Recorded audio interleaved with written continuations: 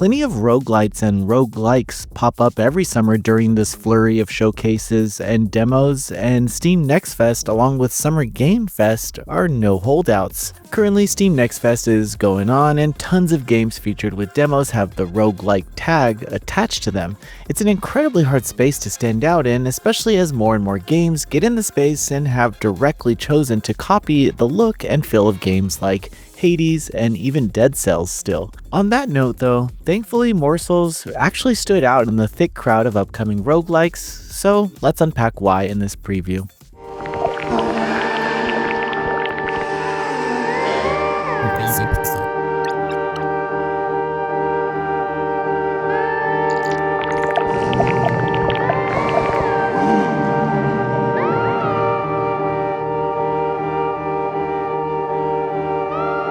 Developed by Furcula and published by Annapurna, Morsels is a roguelike where players collect cards as they transform into the titular Morsels, which are creatures who can assist in fighting back. Through its twin-stick shooter feel, streamlined roguelike mechanics, and standout art style that reinterprets the colorful visuals of, say, Nidhogg 2, Morsels is certainly a roguelike that I would like to play more of after going hands-on with it during Summer Game Fest playdays. In the world of Morsels, powerful cards crash-landed on Earth, and some evil cats used them to seize control of the world and become the card barons. Players control a starving mouse who wants to fight back, and is actually using the power of the cards and Morsels to do so. Walking into the first room allows you to choose between two Morsels, Goomsel or Winsel. I ultimately went with Winsel, a sunflower-like morsel who could shoot projectiles or have them circle around with their special ability.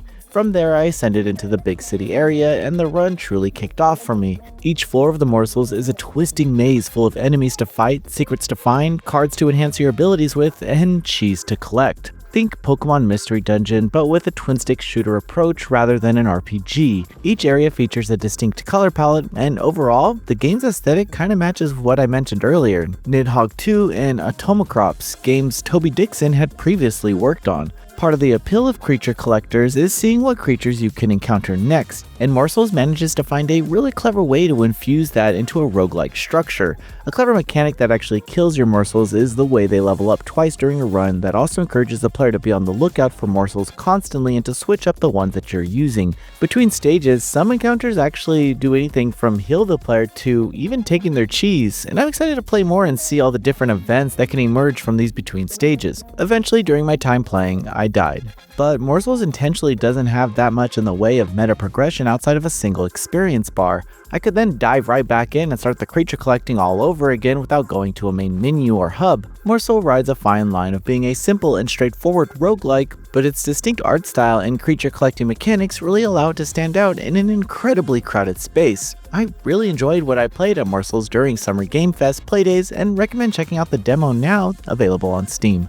Morsels will be released on PS5, Nintendo Switch, and PC sometime later in 2025. Thanks for watching. Noisy Pixel is run by a group of gamers providing independent gaming coverage through news, reviews, previews, and more. Check out our Patreon to help support our continued growth, and subscribe to keep up with all our future content.